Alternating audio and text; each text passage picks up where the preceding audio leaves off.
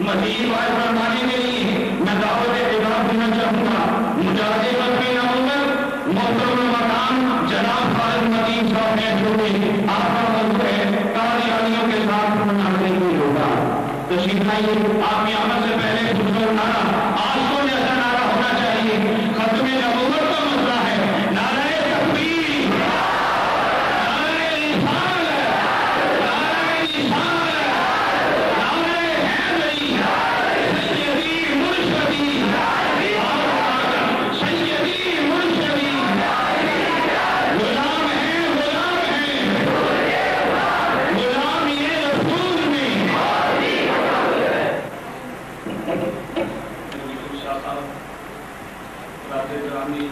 حضرت علامہ محمد الیاس آدمی صاحب واجب السلام بھائی اور دوستوں،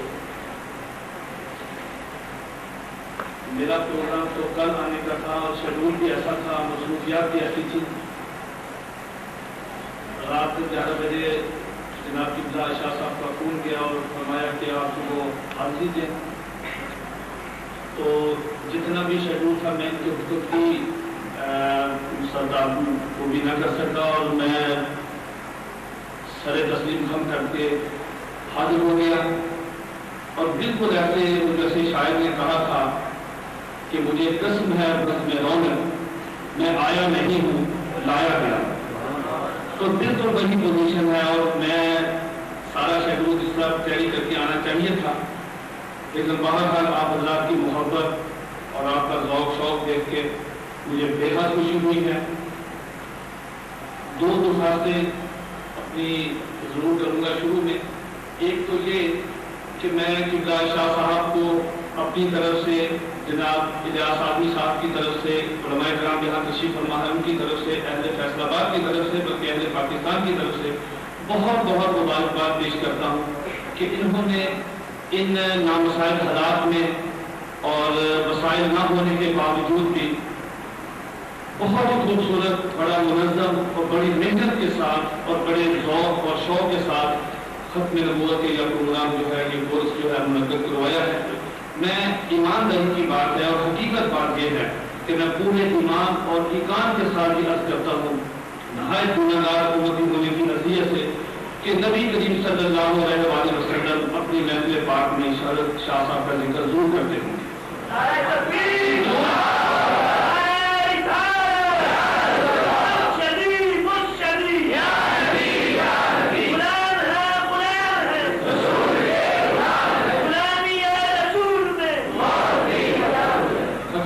یہ ہے کہ اس وقت پاکستان میں بلکہ پوری دنیا میں سب سے بڑا جو فتنہ اسلام کو نقصان پہنچا رہا ہے، جو حضور سرور کائنات صلی اللہ علیہ وسلم کے خلاف بغاوت کر رہے ہیں، وہ فتنہ قادیانیت ہے، اور اس کے خلاف جو آدمی بھی دامے درمے قدمے سکھنے جس طرح بھی نعرہ لگا کے لکھ کر بول کر جس طرح بھی کام کرتا ہے، میں سمجھتا ہوں اس کی پشت پہ نبی علیہ السلام کا ہاتھ ہوتا ہے۔ دوسری درخواست میں نے یہ کرنی تھی کہ قادیانیت کے 3 پہلو ہیں۔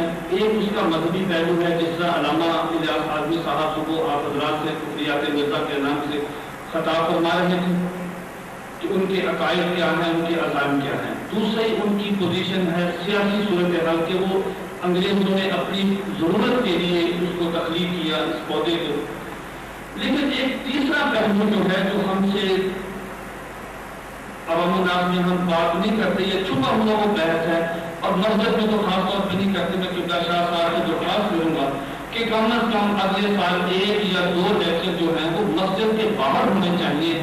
وہ ہے قادیانی کا شرمناک کردار، اور وہ ہونے بھی صرف بالغوں کے لیے چاہیے۔ رجسٹر کارڈ پہ لکھا ہونا چاہیے کہ صرف اس میں بالغ حضرات تشریف لائیں، شادی شدہ حضرات تشریف لائیں، جو غیر بالغ اور چھوٹے چھوٹے بچے ہیں وہ اس لیکچر میں تشریف نہ لائیں۔ بعض باتیں مقابل یقین ہوتی ہیں، آدمی حیرت کے سمندر میں ڈوب جاتا ہے کہ یار ایسے ہو نہیں سکتا، اور وہ ساری چیزیں ہوتی ہیں، وہ حقیقت ہوتی ہیں۔ مثال کے طور پر جیسا کہ آپ حضرات جانتے ہیں کہ انسان کی جو تخلیق ہے وہ نہایت ایک گندے قطرے سے تخلیق ہے، اور پھر اللہ تعالیٰ نے اپنی قدرت سے وہ جو انسان پیدا ہوتا ہے 9 مہینے میں بچہ پیدا ہوتا ہے، اس کا دماغ ہے، اس کی آنکھیں ہیں، اس کی زبان ہے، اس کے پھیپھڑے ہیں، اس کی ہڈیاں، سب کچھ ہے. تو یہ تخلیق کا ایک پہلو جو ہے یہ ربوبیت کو ظاہر کرتا ہے اور اللہ تعالیٰ کی جو عظمت ہے اس کو ظاہر کرتا ہے. سائنسدان یہ کہتے ہیں، ڈاکٹر حضرات کہتے ہیں کہ جب بچہ پیدا ہوتا ہے تو اس کے جو دماغ ہے، جو اوپر رکھا ہوا دماغ ہے، اس کو ساری چیزیں اس میں جو بھی دماغ میں ضروری ہے ساری چیزیں فٹ کر کے وہ باہر ایک بہت ہی بڑی تار کے ساتھ وہ ساری چیزیں لپیٹ کر تو پھر وہ اوپر رکھ کر اس کو اوپر پھر جلد چڑھا دیں گے. یہ جو بڑی تار ہے یہ وقت کے ساتھ ساتھ موٹی ہوتی جاتی ہے. وقت بہت تھوڑی تھوڑی موٹی لیکن بچے کی بہت بڑی ہوتی ہے. ڈاکٹر حضرات یہ کہتے ہیں کہ اگر کسی بچے کی یا کسی بھی انسان کا دماغ کی وہ جو تار ہے اگر ہم اسے تار کو اتار لیں اس کی لمبائی جو ہے وہ پوری دنیا کے ارد گرد 2 دفعہ آتی ہے. پوری دنیا کے ارد گرد وہ تار کی لمبائی اتنی ہے کہ وہ 2 دفعہ آتی ہے. یہ ہے نقاب یقین کا.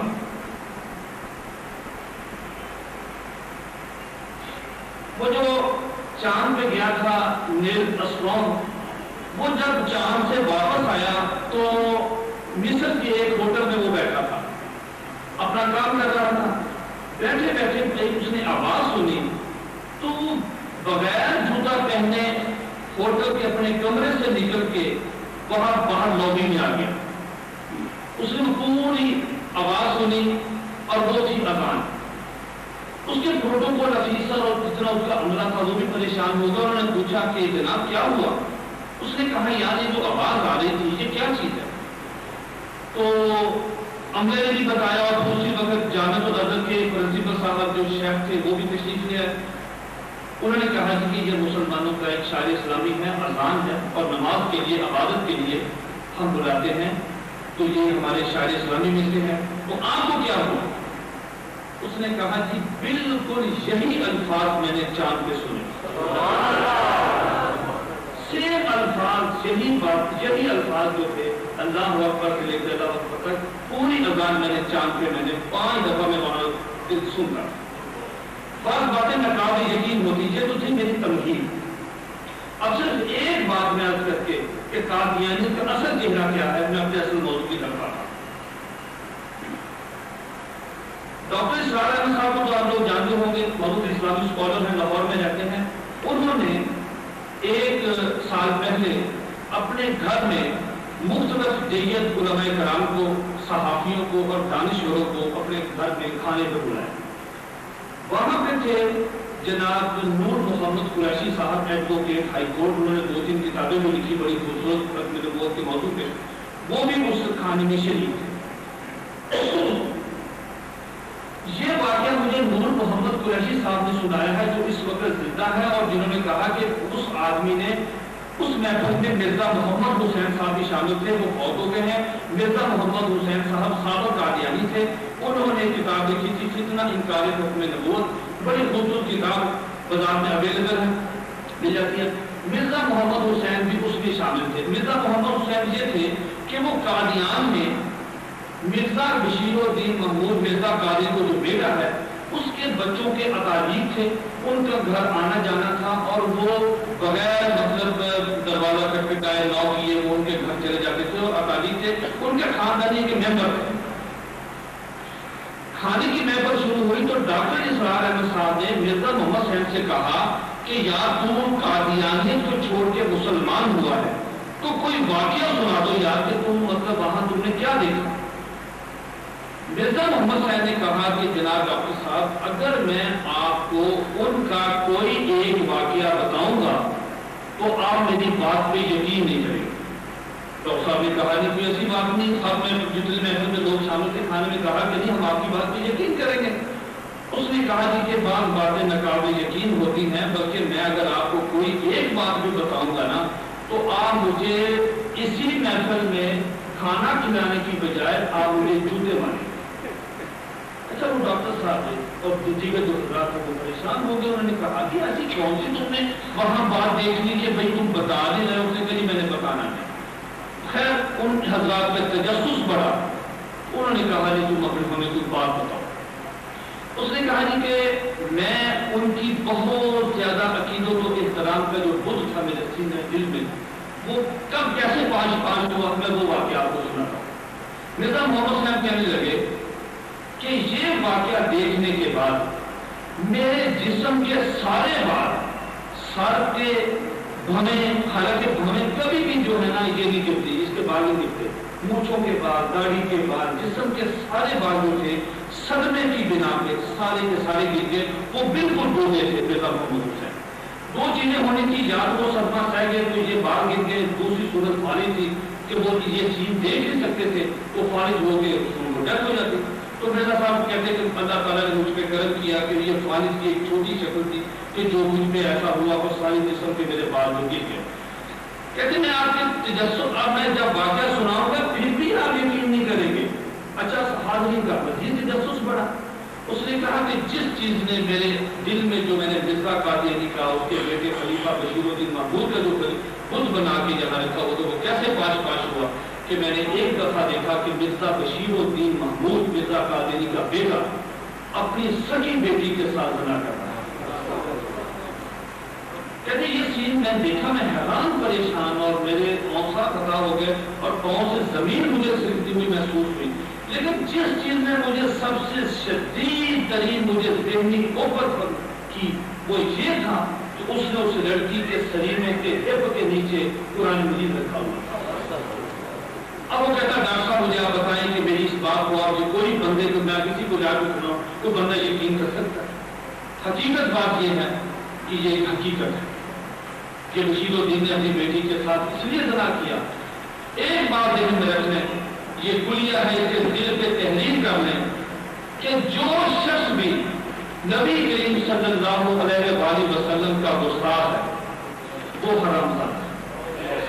سیدھی سیدھی بات ہے، اس میں کوئی اس میں دوسری بات نہیں۔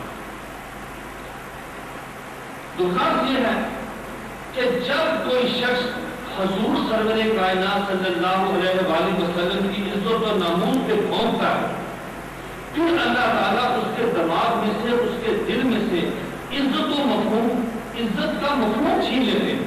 پھر اسے نہیں پتہ چلتا کہ یہ میری بیٹی ہے کہ میری بیوی ہے، میری یہ بہن ہے یہ میری بیوی ہے، اسے نہیں چلتا۔ جو شخص یہ کہے، بشیر الدین نے یہ کہا تھا کہ مکہ اور مدینہ کی چھاتیوں کا دودھ خشک ہو چکا ہے، اب جس نے فیض لینا ہے وہ قادیان ہے۔ جو شخص یہ کہے کہ اگر میری گردن پہ تلوار بھی رکھ دی جائے اور مجھ سے پوچھا جائے کہ کیا نبوت جاری ہے اور نبی کریم علیہ السلام کے بعد کوئی نبی آ سکتا ہے، تو میں کہوں گا ہاں، ہزاروں آ سکتے ہیں۔ جو شخص اس طرح کی نبی علیہ السلام کے بارے میں توہین کرے گا تو ظاہر بات یہ ہے کہ اللہ رب العزت اس کے ذہن سے، اس کے دماغ سے عزت کا، ناموس کا مفہوم ہی چھین لیتے ہیں۔ اور جو شخص بھی شان رسالت میں ذرا سی بھی توہین کرتا ہے، اللہ تعالیٰ اس کو ایسی عبرتناک سزا دیتے ہیں کہ جس کا وہ تصور بھی نہیں کر سکتا۔ اور ایک بات اور، پروفیسر صاحب جوید اقبال صاحب گجرانوالہ والے، وہ ایک واقعہ انہوں نے میری کتاب میں دیباچہ لکھا، اس میں انہوں نے ایک واقعہ لکھا کہ وہاں کے ایک پروفیسر تھے گجرانوالہ والے، وہ ایک واقعہ بیان کرتے ہیں کہ میں پڑھنے کے لیے انگلینڈ گیا تو وہاں میرے خاتون نے نبی علیہ السلام کی شان میں توہین کی۔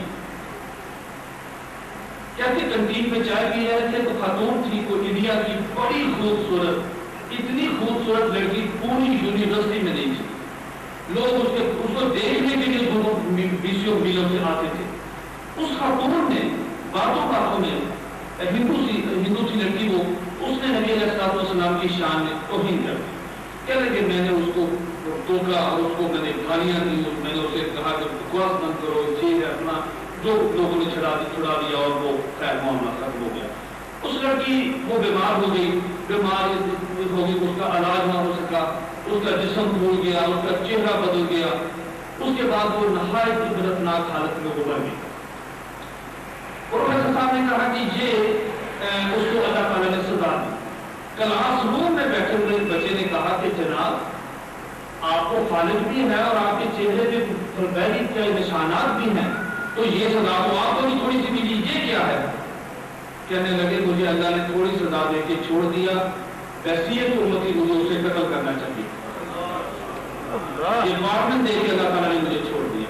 کہنے کا مطلب یہ ہے کہ وہ قبلہ عطاءاللہ شاہ بہاری رحمۃ اللہ نے بڑی خوبصورت بات کی کہ یا تو توحید رسالت کرنے والی زبان ہی رہنی چاہیے یا پھر توحید رسالت سننے والے کانوں کے اندر سیسا ڈال دینا چاہیے، دونوں میں سے ایک بات ہونی چاہیے۔ اور میں سمجھتا ہوں کہ آپ لوگ بڑے خوش قسمت ہیں کہ آج یہاں گستاخان رسول منکرین ختم نبوت کے خلاف آپ یہاں جمع ہیں۔ اللہ تعالیٰ آپ کو جزائے خیر عطا فرمائے۔ اب میں اپنے اصل موضوع کی طرف آتا ہوں۔ پچھلے تقریباً 15 سال سے بے شمار قادیانیوں کے ساتھ مناظرے کی بحث مباحثہ کرنے کا مجھے سعادت حاصل ہوئی ہے، موقع ملا ہے۔ یہ سب آپ حضرات کی دعاؤں کا نتیجہ ہے۔ قبلہ شاہ صاحب ہیں، جیسا الیاس صاحب صاحب نے ان کی محبت رفاقت یہ سارا شامل حال رہا ہے۔ ایک صاحب تشریف لائے، انہوں نے کہا جی کہ یہ پورے خاندان میں صرف ایک نوجوان لڑکا ہے اور یہ قادیانی ہو گیا۔ اچھا، میں صرف ایک بات آپ سے عرض کروں، آپ کو بھی شاید موقع ملے کبھی قادیانی سے بات کرنے کا۔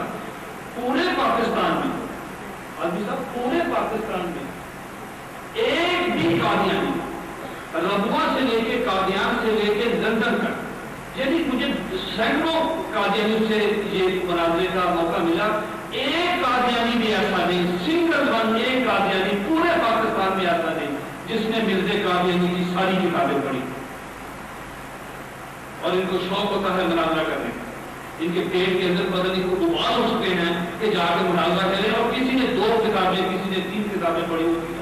اور خود مرزا قادیانی کا یہ قول ہے کہ جس شخص نے میری کتابیں ساری کی ساری 3 دفعہ شوق اور محبت اور عقیدت اور توجہ کے ساتھ نہیں پڑھی، وہ قادیانی نہیں۔